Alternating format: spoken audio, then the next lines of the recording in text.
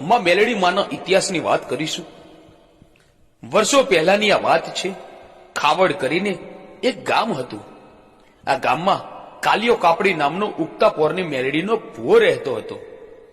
આ કાલિયો બાળ કુંવારો હતો. આ કાલિયો અને માં મેલડી સન્મુખ વાતો કરતા.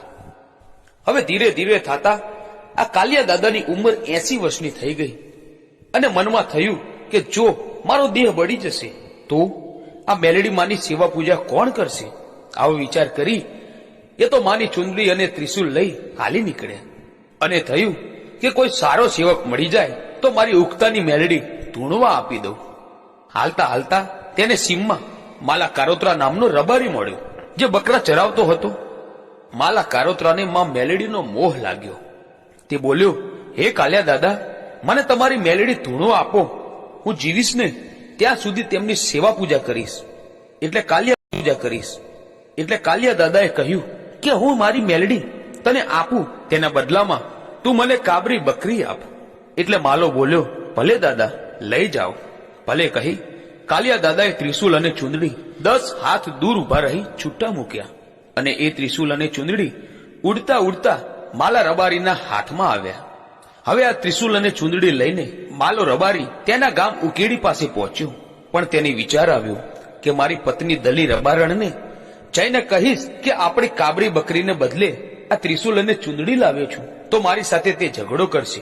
એવી બીકે માલા રબારીએ આ ગામની બહાર એક રાયણનું ઝાડ હતું તેની પોલમાં ત્રિશુલ અને ચુંદડી સંતાડી દીધા અને તેણે ઘેર આવી પોતાના બકરા વાડામાં પૂર્યા. થોડી વાર પછી દલી રબારણ બકરીઓ દોહવા આવી, પણ તેને વાડામાં કાબરી બકરી ક્યાંય ન દેખાણી.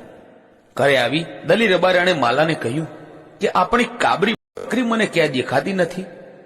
એટલે માલો કહે, કોણ જાણે બાજુના ગામમાં બકરા ભેગી જતી રહી હશે, એટલે કાલે મળી જશે. આમ માલો ખોટું બોલ્યો. આમ 3-4 દિવસ નીકળી ગયા એટલે માં મેલડી રાયણના ઝાડેથી વિચાર કર્યો કે આ માલો બીકનો માર્યો કઈ બોલતો નથી અને મારે ક્યાં સુધી અહીંયા બેસી રહેવું. તે લાવને દલી રબારણના સપને જાઉં. આવું વિચારી માં મેલડી રાતના 12 વાગ્યાને દલી રબારણના સપનામાં આવ્યા અને બોલ્યા, એ દલી રબારણ, હું ઉગતાની મેલડી ખાવડ ગામથી તારે ગામ આવી છું. તારો માલો મને કાબરી બકરીને સાટે લાવ્યો છે. માલો બીકમાં કઈ બોલતો નથી અને મને ગામની બહાર રાયણના ઝાડની પોલમાં મૂકી છે.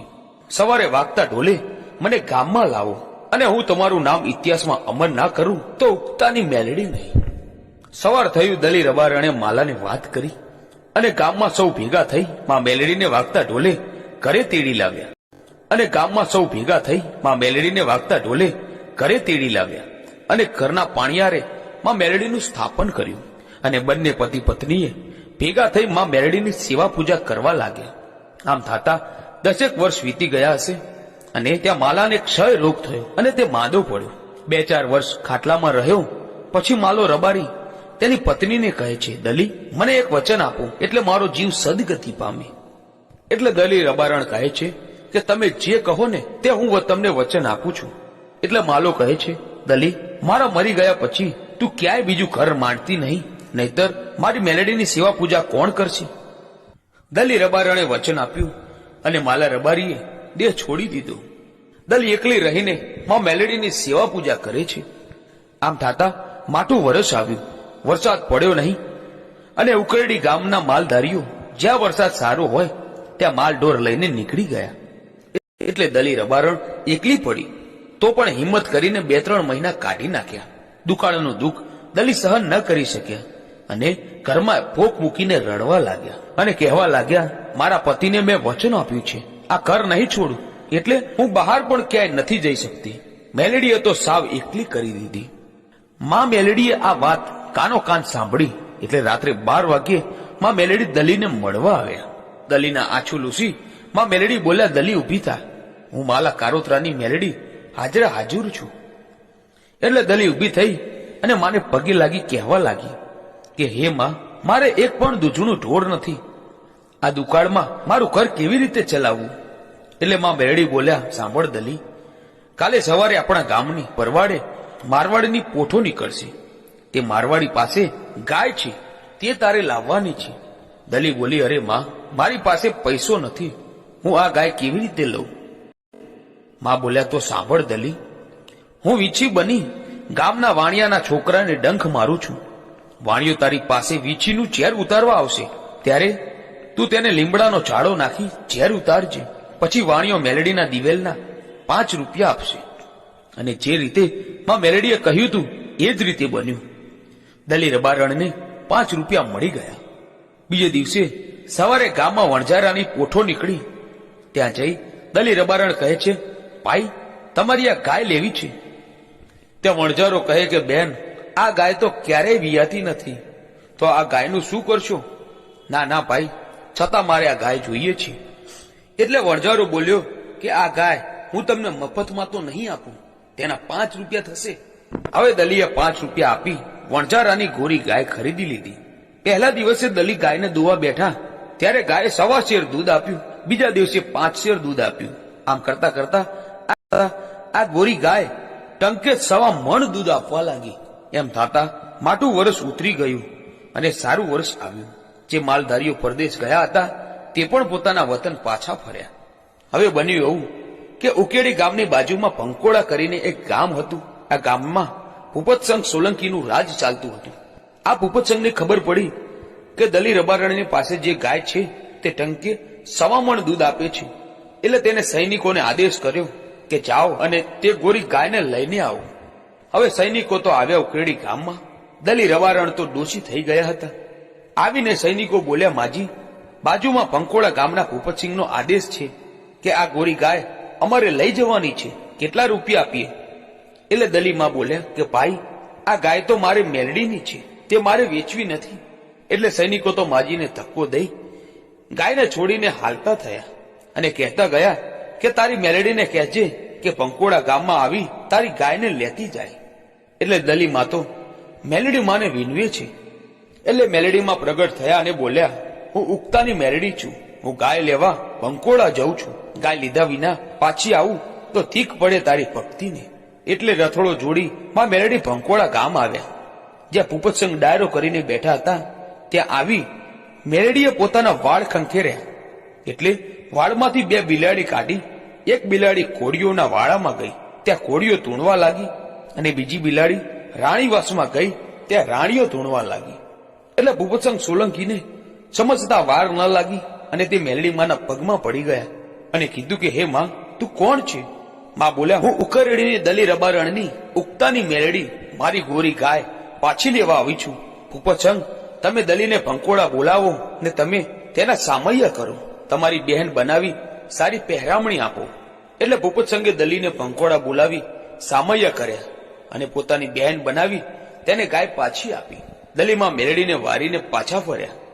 એટલે ભૂપતસંગ બોલ્યા, બહેન, મારે પણ માં મેલડીને મારા રાજમાં બેસાડવા છે. પછી માં મેલડીએ પંકોળાના રાજમાં આસન વાળ્યું. હવે ભૂપતસંગના રાજ્યમાં મેલડી બેઠા. એટલે ભૂપતસંગને માં મેલડીની ભક્તિનો રંગ લાગ્યો. ભૂપતસંગ દર રવિવારે મેલડી માતાના મઢે દર્શન કરવા જતા. હવે બન્યું એવું કે એક દિવસ ભૂપતસંગ શિકાર કરવા નીકળ્યા અને કડીના રાજા મલ્હાર રાવે તેના 200 સૈનિકો સાથે ભૂપતસંગને ઘેરી લીધા. ભૂપતસંગને નક્કી થઈ ગયું કે હવે મર્યો જ સમજો.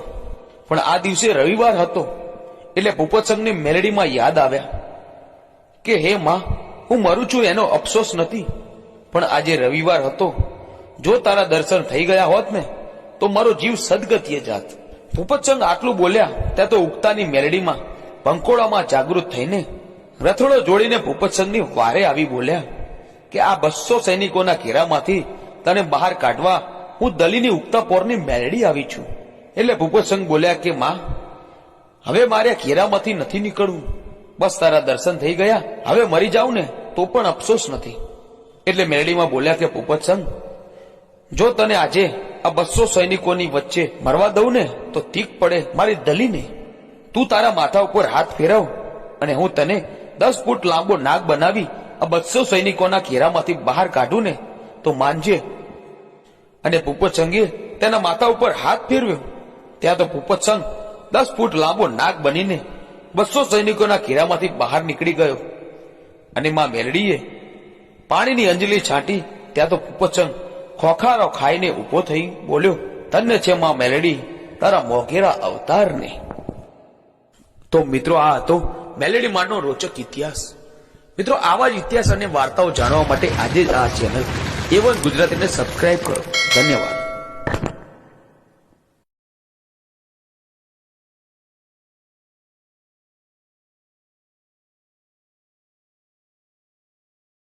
પંકોડા ગામમાં આવી તારી ગાયને લેતી જાય. એટલે દલી માં તો મેલેડી માને વિનવે છે. એટલે મેલેડી માં પ્રગટ થયા અને બોલ્યા, હું ઉગતાની મેલેડી છું. હું ગાય લેવા પંકોડા જઉં છું. ગાય લીધા વિના પાછી આવું તો ઠીક પડે તારી ભક્તિને. એટલે રથોડો જોડી માં મેલેડી પંકોડા ગામ આવ્યા. જ્યાં પુપતસંગ ડાયરો કરીને બેઠા હતા ત્યાં આવી મેલેડીએ પોતાના વાળ ખંખેર્યા. એટલે વાળમાંથી બે બિલાડી કાઢી. એક બિલાડી કોળીઓના વાળામાં ગઈ, ત્યાં કોળીઓ તૂણવા લાગી, અને બીજી બિલાડી રાણીવાસમાં ગઈ, ત્યાં રાણીઓ તૂણવા લાગી. એટલે પુપતસંગ સોલંકીને સમજતા વાર ન લાગી અને તે મેલડી માના પગમાં પડી ગયા અને કીધું કે હે માં, તું કોણ છે? માં બોલ્યા, હું ઉકરડીની દલી રબારણની ઉગતાની મેલડી મારી ગોરી ગાય પાછી લેવા આવી છું. પુપતસંગ, તમે દલીને પંકોડા બોલાવો ને તમે તેના સામૈયા કરો. તમારી બહેન બનાવી સારી પહેરામણી આપો. એટલે પુપતસંગે દલીને પંકોડા બોલાવી સામૈયા કર્યા અને પોતાની બહેન બનાવી તેને ગાય પાછી આપી. દલીમાં મેલડીને વારીને પાછા ફર્યા.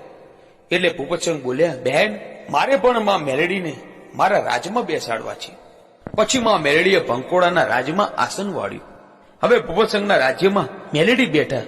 એટલે પુપતસંગને માં મેલડીની ભક્તિનો રંગ લાગ્યો. પુપતસંગ દર રવિવારે મેલડી માતાના મઢે દર્શન કરવા જતા. હવે બન્યું એવું કે એક દિવસ પુપતસંગ શિકાર કરવા નીકળ્યા અને કડીના રાજા મલ્હાર રાવે તેના 200 સૈનિકો સાથે પુપતસંગને ઘેરી લીધા. પુપતસંગને નક્કી થઈ ગયું કે હવે મર્યો જ સમજો. પણ આ દિવસે રવિવાર હતો. એટલે પુપતસંગને મેલડીમાં યાદ આવ્યા કે હે માં, હું મરું છું એનો અફસોસ નથી, પણ આજે રવિવાર હતો. જો તારા દર્શન થઈ ગયા હોત ને તો મારો જીવ સદગતિએ જાત. પુપતસંગ આટલું બોલ્યા ત્યાં તો ઉગતાની મેલડીમાં પંકોડામાં જાગૃત થઈને રથોડો જોડીને પુપતસંગની વારે આવી બોલ્યા કે આ 200 સૈનિકોના ઘેરામાંથી તને બહાર કાઢવા હું દલીની ઉગતા પોરની મેલડી આવી છું. એટલે પુપતસંગ બોલ્યા કે માં, હવે મારે ઘેરામાંથી નથી નીકળવું. બસ તારા દર્શન થઈ ગયા, હવે મરી જાઉં ને તો પણ અફસોસ નથી. એટલે મેલડીમાં બોલ્યા કે પુપતસંગ, જો તને આજે આ 200 સૈનિકોની વચ્ચે મરવા દઉં ને તો ઠીક પડે મારી દલીને. તું તારા માથા ઉપર હાથ ફેરવ અને હું તને 10 ફૂટ લાંબો નાગ બનાવી આ 200 સૈનિકોના ઘેરામાંથી બહાર કાઢું ને તો માનજે. અને પુપતસંગે તેના માથા ઉપર હાથ ફેરવ્યો. ત્યાં તો પુપતસંગ 10 ફૂટ લાંબો નાગ બનીને 200 સૈનિકોના ઘેરામાંથી બહાર નીકળી ગયો. અને માં મેલડીએ પાણીની અંજલી છાંટી. ત્યાં તો પુપતસંગ ખોખારો ખાઈને ઉભો થઈ બોલ્યો, ધન્ય છે માં મેલડી તારા મોઘેરા અવતારને. તો મિત્રો આ હતો મેલેડી માનો રોચક ઇતિહાસ. મિત્રો આવા જ ઇતિહાસ અને વાર્તાઓ જાણવા માટે આજે જ આ ચેનલ A1 ગુજરાતીને સબસ્ક્રાઇબ કરો. ધન્યવાદ.